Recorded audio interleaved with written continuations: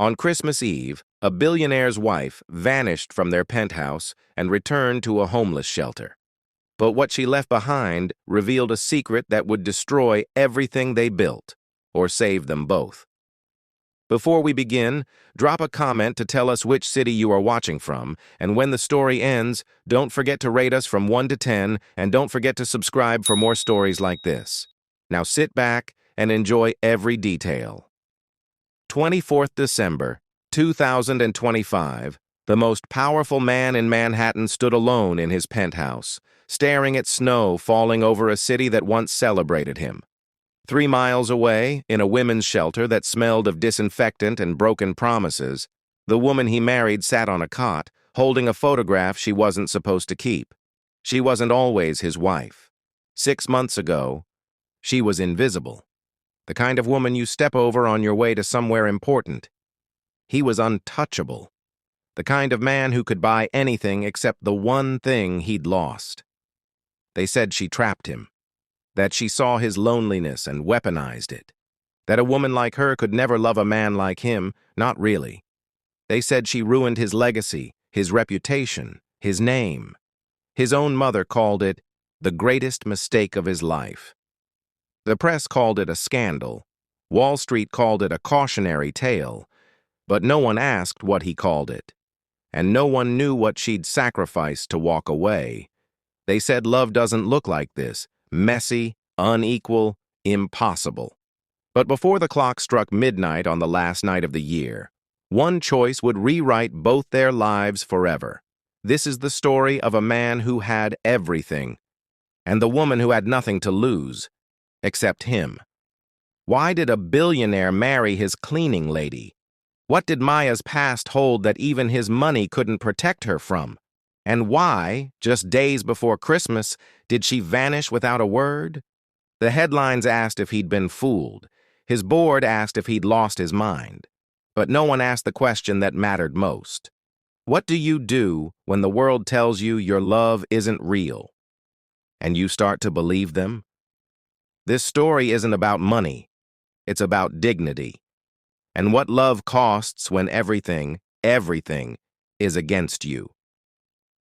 Maya Brooks was 8 years old the first time someone told her she was unwanted. She was in a group home in Baltimore. Christmas morning, while other kids opened gifts from sponsors, Maya sat by the window, watching snow fall, teaching herself not to hope. By 16, she'd cycled through 7 foster homes. Some were kind, most were not, none were permanent. So she ran. For the next 6 years, Maya lived in the spaces people pretend don't exist. Shelters when she could get in, cars when she couldn't, subway platforms when winter got cruel. She learned to survive quietly, to take up less space, to make herself invisible. Christmas didn't mean miracles to Maya. It meant longer soup kitchen lines and colder nights. But she also learned something else. She taught herself to read business journals she found in trash bins, marketing textbooks left on benches. She memorized strategies, studied patterns, absorbed everything she could about the world she wasn't allowed into. Because Maya Brooks believed in one thing. Knowledge was the only thing no one could take from you. Lucas Harrington was born into the world Maya studied from the outside. Boarding schools, Ivy League, a trust fund that became a tech empire by the time he was 32. The press called him a genius. Forbes called him untouchable. But money doesn't buy you warmth. Lucas grew up in a mansion where dinner was served by staff and emotions were considered weak. His father died when he was 12. His mother, Evelyn, raised him to believe one thing. Control equals safety. Love is a liability. So Lucas built walls around his heart, around his life. He worked 20-hour days, perfected every pitch, trusted no one fully. He didn't believe in fate. He didn't believe in miracles. And he certainly didn't believe in love at first sight. They met on a Tuesday in November. Maya had been hired through a temp agency. Overnight office cleaning at Harrington Technologies. Minimum wage, no benefits, invisible work. She showed up early, finished late, never spoke unless spoken to. But Lucas noticed her. Not because she was beautiful, though she was, in that quiet way people overlook. He noticed because during her 15-minute break, while other cleaners scrolled their phones, Maya sat in the corner of the break room reading a book. The Lean Startup.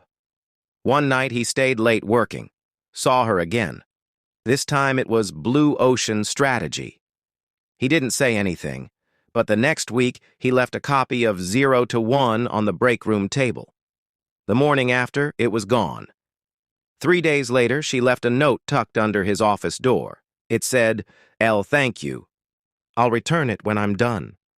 Her handwriting was careful, precise, like someone who'd taught themselves cursive from library books.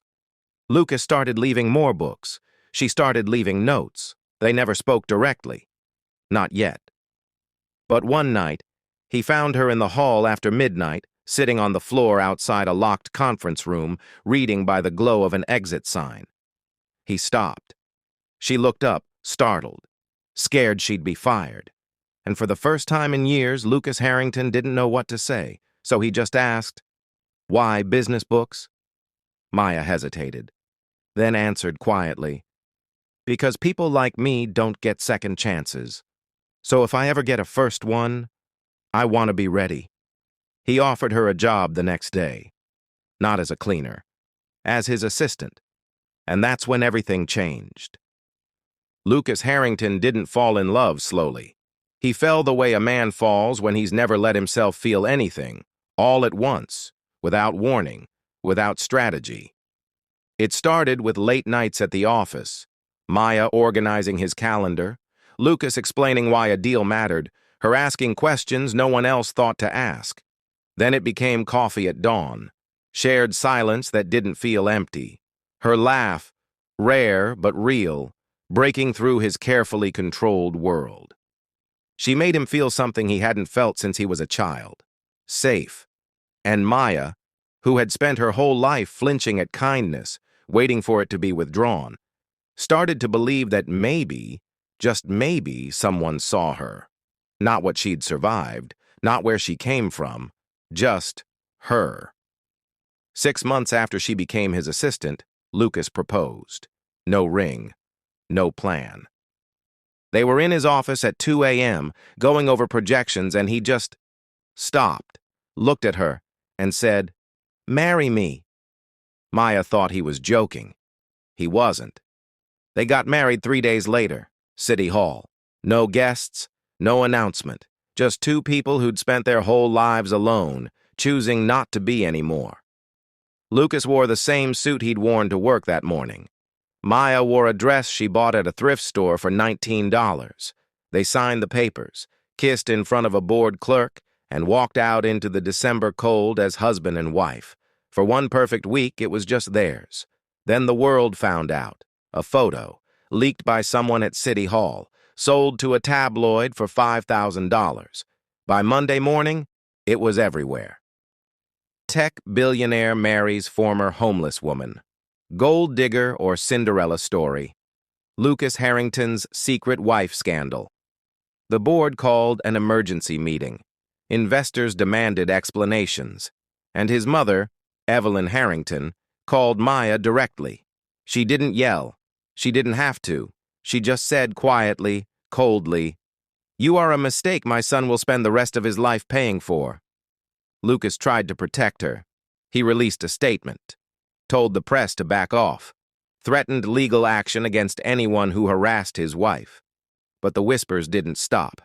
At the office, people stopped talking when Maya walked into a room. At business dinners, other wives smiled to her face and mocked her the moment she left. His closest advisors pulled him aside and said, "This is going to cost you everything." But Lucas didn't care. He loved her, and he thought that would be enough. The Christmas gala was supposed to be their first public appearance as a married couple. Black tie, Manhattan's elite. A night meant to show the world they were untouchable. Maya wore a gown Lucas bought her, navy blue, simple, elegant. She looked beautiful and absolutely terrified. Lucas held her hand the entire night, introduced her proudly. But he didn't see what she saw: the stares, the judgment, the way people's smiles never reached their eyes. Near the end of the night, Lucas stepped away to take a call. A woman approached Maya at the champagne table. Designer dress, diamond necklace, the kind of woman who'd never had to prove she belonged. She leaned in close, smiled, and whispered, "You know he'll leave you once he gets bored, right? Men like him always do. Girls like you are just experiments." Maya didn't respond.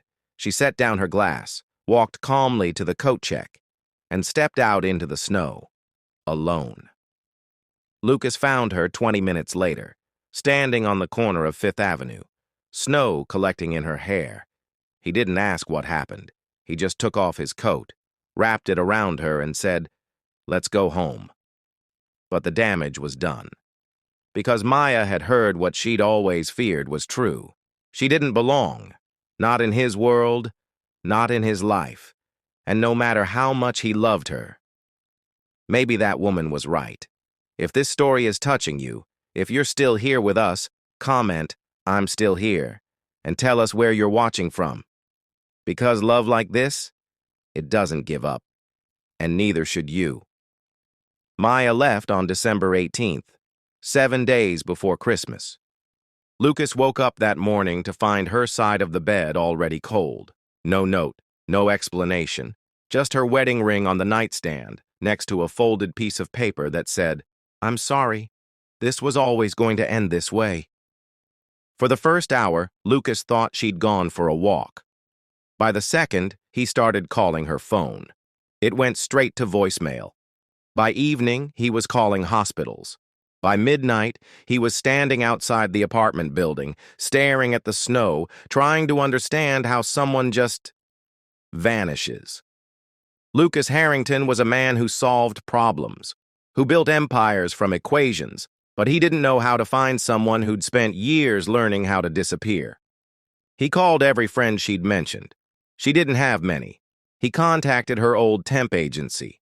They hadn't heard from her. He went to the coffee shop they used to visit before work. The barista remembered her, but hadn't seen her in days.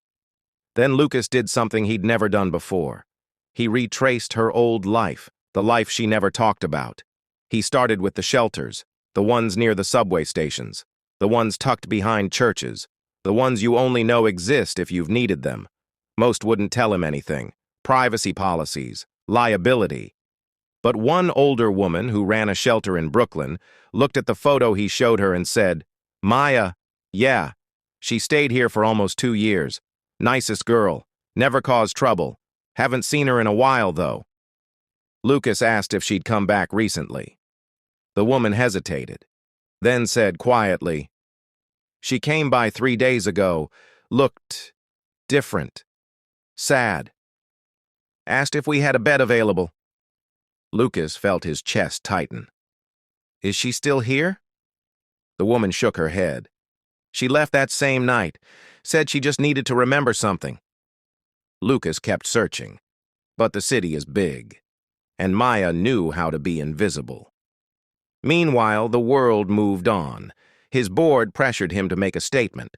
The press speculated wildly. Did Maya Brooks leave her billionaire husband? Inside the marriage that was too good to be true. One tabloid ran a story claiming she'd taken money and fled. Another said she'd been planning this from the beginning, that the marriage was a calculated setup. Evelyn Harrington called him and said without emotion, "I told you this would happen. Now handle it quietly and move on." Lucas hung up on her. Then, 4 days after Maya disappeared, Lucas received an email, no subject line, sent from an anonymous account. It contained a single attachment, a scanned document. It was a police report from 7 years ago. Maya's name was on it, along with a charge, shoplifting. She'd been 17, homeless, starving. She'd stolen a loaf of bread and a jar of peanut butter from a convenience store. Got caught. Spent a night in jail. The charges were eventually dropped. First offense, minor, extenuating circumstances. But the report was public record. and now someone had leaked it to the press. By the next morning, it was everywhere. Lucas Harrington's wife, a criminal past. Gold digger or con artist. What else was she hiding? The board demanded he file for annulment. Investors threatened to pull funding, and Lucas read the police report again. Not the headline, the details. The officer's note said, suspect was cooperative, malnourished, no prior record, appeared to be living on the streets. Suspect refused medical attention, cried when processed. Lucas closed his laptop, and for the first time since Maya left, he cried too. But then he found something else, something no one had reported. He'd been going through old financial records, trying to understand anything that might explain where she'd gone, when he noticed a pattern. Every month for the past 2 years, Maya had been transferring money out of her account. Not much. $50 here, $100 there, sometimes just 20. Always to the same organization, New Beginnings Foster Network. Lucas called them. At first, they wouldn't tell him anything. But when he explained who he was and that his wife was missing, the director finally spoke. Maya's been sponsoring 3 kids for the last 2 years, paying for their school supplies, birthday gifts, winter coats. She never wanted recognition, just wanted to make sure they had what she didn't. Lucas sat in his office, staring at the spreadsheet, at the months and months of quiet, anonymous giving, and he realized, while the world called her a gold digger, Maya had been giving away everything she had. 2 days later, Lucas went back to their apartment, to the closet where Maya kept her things. Most of it was still there, except one item, a small notebook. He'd seen it once before, tucked in her nightstand, but never asked about it. Now it was gone. He tore the apartment apart looking for it, and finally found it. Hidden under the bathroom sink, behind cleaning supplies, as if she'd tried to throw it away but couldn't. On the cover, in her careful handwriting, it said, "Who I was before I met him." Lucas opened it, and on the first page, in faded ink, Maya had written, "Things I need to remember when this ends." She'd been preparing to lose him, from the very beginning. Lucas sat on the floor of his penthouse, Maya's notebook open in his hands, and read the truth she'd never been able to say out loud, page after page, written in the dark, in moments when Lucas was asleep or traveling or believed everything was fine. The first entry was dated the day after their wedding. "I don't know how long I have before he realizes I don't belong here. I need to remember who I was so I know where to go when it ends." There were lists. Shelters that still had space, churches with meal programs, subway stations where she used to sleep that were warmer than others. She'd been mapping her escape route, not because she didn't love him, but because she didn't believe love like this could last, not for someone like her. One entry, written 3 weeks before she left, said, "He introduced me to a client today as his wife. I saw the way the man looked at me, like I was a stain on Lucas's jacket. Lucas didn't notice. Or maybe he's just kind enough to pretend he doesn't. I'm ruining him. Every day I stay, his world gets smaller. His mother won't speak to him. His board questions him. The press destroys him. He gave me everything, and all I've done is take." Lucas read faster, desperate. Another entry. "I heard him on the phone yesterday with an investor who's threatening to pull out because of me. Lucas said he didn't care, but I do. How do you tell someone you love them so much that you have to leave?" The final entry was dated December 17th, the night before she left. It said, "I thought love meant being chosen, but I've realized something worse. I was never taught how to be kept.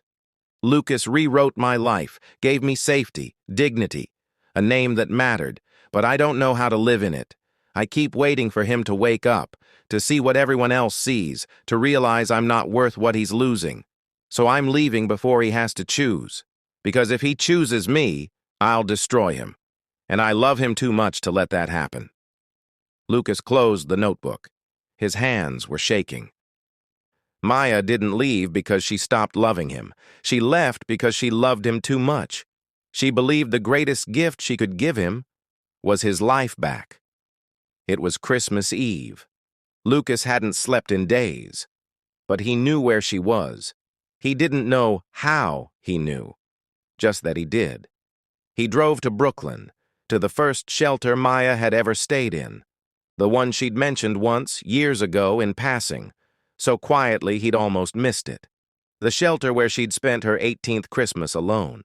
He parked outside, snow falling heavy now, the streets empty and still, and through the frosted window, lit by a single string of white lights, he saw her. Maya was sitting at a long table, serving food to a line of people who looked just like she used to, her hair pulled back, no makeup, no ring. She looked small, tired, but also peaceful, like she'd come home. Lucas got out of the car, walked through the snow, and opened the shelter door. The room went quiet. Maya looked up and froze. For a moment, neither of them moved. Then Lucas crossed the room, stopped in front of her, and said in front of everyone, "I read your notebook." Maya's eyes filled with tears. "Lucas, please don't. You said I rewrote your life." His voice broke. "But you're wrong. You didn't ruin me, Maya. You saved me." She shook her head, tears falling. "Look at what I cost you. Your reputation, your family, your—" "I don't care." He took her hands. "I spent my whole life building things, companies, walls, a version of myself that looked successful but felt empty. And then you walked into my life and I finally understood what I'd been missing. Not control, not perfection, just someone who saw me, really saw me, and stayed anyway." Maya was crying now. "But I don't know how to live in your world, Lucas. I keep waiting to wake up and be that girl again, the one nobody wanted. I'm terrified that's who I still am." Lucas wiped her tears and said the words that changed everything. "Then let me learn how to live in yours." Maya stared at him. "What? You think you have to become someone else to deserve this. But I don't want someone else. I want you, the girl who reads business books on break, who sends money to kids she's never met, who knows what it means to survive and still chooses to be kind." He pulled her closer. "You didn't trap me. You freed me. So stop running, please. Because I can live without the penthouse. I can live without the board's approval. I can live without all of it. But I can't live without you." Maya collapsed into him, sobbing. And for the first time since she left, she let herself be held. Around them, the shelter was silent, watching two people who'd spent their lives alone finally choose to stay. Outside, snow continued to fall, Christmas morning just hours away, and in a shelter in Brooklyn, on a night when miracles felt impossible, two broken people became whole, not because one saved the other, but because they both decided love isn't about deserving, it's about choosing, every single day. On December 29th, Lucas Harrington called an emergency board meeting. Not to apologize, not to explain, to resign. The room went silent. His CFO spoke first. "Lucas, you don't have to do this. We can manage the optics, rebuild your image. You just need to—" "I'm not rebuilding anything." Lucas stood, calm, clear, certain. "I built this company because I thought success meant being untouchable, that if I controlled enough, achieved enough, I'd finally feel like I mattered. But the only time I ever felt like I mattered was when someone who had nothing looked at me and chose to stay." He looked around the table, at the men and women who'd questioned his judgment, his marriage, his worth. And he said, "My wife didn't trap me. She freed me. And if loving her costs me this company, this reputation, everything I've built, then it was never mine to begin with." He walked out and didn't look back. 3 weeks later, Lucas and Maya moved out of the penthouse. No press conference, no announcement. They found a small townhouse in Brooklyn, 3 bedrooms. A kitchen that actually felt like a kitchen. A porch where snow collected in the corners. It wasn't glamorous, but it was theirs. Maya returned to school, finished the degree she'd started in stolen moments years ago. Lucas took a consulting role, advising startups, working from home, present in a way he'd never been before. They adopted a dog, a scrappy mutt from a shelter, named him Second Chance, and every Sunday they volunteered. At the same Brooklyn shelter where Lucas found her that Christmas, serving food, listening to stories, offering something Maya knew better than anyone, dignity. But there was something else, something Maya had been working on quietly, something even Lucas didn't fully know about. 6 months after they moved, Maya asked Lucas to come with her to a meeting. She wouldn't say where. Just that it mattered. They drove to a building in Lower Manhattan, modest, unassuming. A small sign by the door read, "The Brooks Foundation." Lucas stopped. "Maya, what is this?" She smiled, nervous, proud. "Come inside." Inside was a team of 6 people, social workers, case managers, volunteers, and walls covered with photos, women, dozens of them, some smiling, some serious, all survivors. Maya walked Lucas through it. "I started this 4 months ago, quietly. I didn't want press. I didn't want attention. I just wanted to do something that mattered." She gestured to the photos. "These are women who've been homeless, who've survived what I survived. We help them find housing, job training, therapy, legal aid, everything I wish I'd had."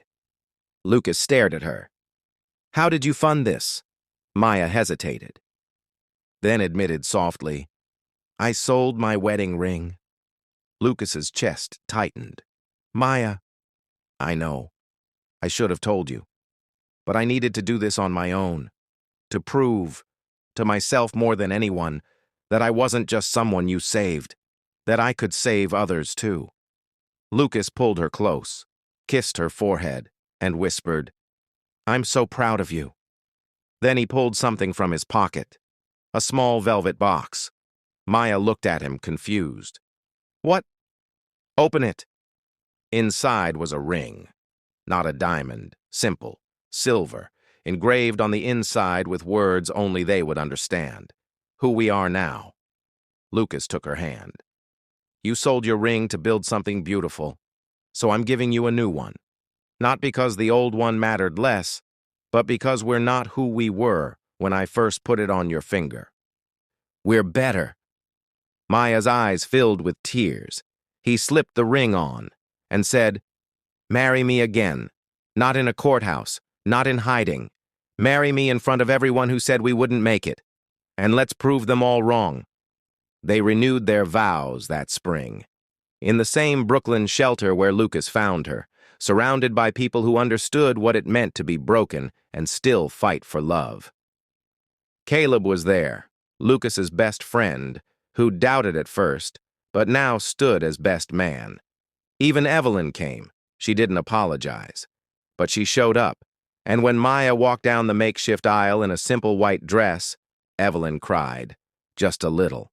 The world had called Maya nothing, a charity case, a mistake, a risk not worth taking. But Lucas proved something the world refuses to believe. Love isn't about status. It isn't about where you came from or what you've lost. It's about who you refuse to abandon, even when it costs you everything, especially when it costs you everything. Because the truth is this: Maya didn't need Lucas to save her, and Lucas didn't need Maya to complete him. They just needed someone brave enough to say, "I see you, I choose you, and I'm not letting go." Today, the Brooks Foundation has helped over 200 women rebuild their lives. Lucas works alongside Maya, not as the CEO who fell from grace, but as a man who finally found it. And every Christmas, they return to that shelter, serve food, listen, remind people that second chances aren't just for fairy tales, they're for anyone willing to believe they're worth it. So if you're watching this and you feel unseen, if you've been told you're not enough, if you're afraid love like this doesn't exist. Remember Maya and Lucas, two people the world said didn't belong together, who built a life so beautiful, it proved the world wrong. Because love doesn't rewrite your past, it just refuses to let your past rewrite your future. To everyone still searching, your story isn't over yet. So let me ask you something. Do you believe love can survive judgment? Can it cross class, shame, and every voice that says it won't work? Would you have stayed or walked away? Comment your thoughts below. I'm reading every single one, because stories like Maya and Lucas's, they're not just about them, they're about all of us, about every time we've been told we're not enough. Every time we've had to choose between love and safety. And if this story moved you, the next one will change you. The billionaire who lost everything for the woman he loved. A story of sacrifice, betrayal, and the one choice that redeemed them both. If this touched your heart, hit that like button. Subscribe for more real love stories that remind you miracles still happen. And share this with someone who needs hope this Christmas. Because love like this, it's rare, but it's real, and it's worth fighting for.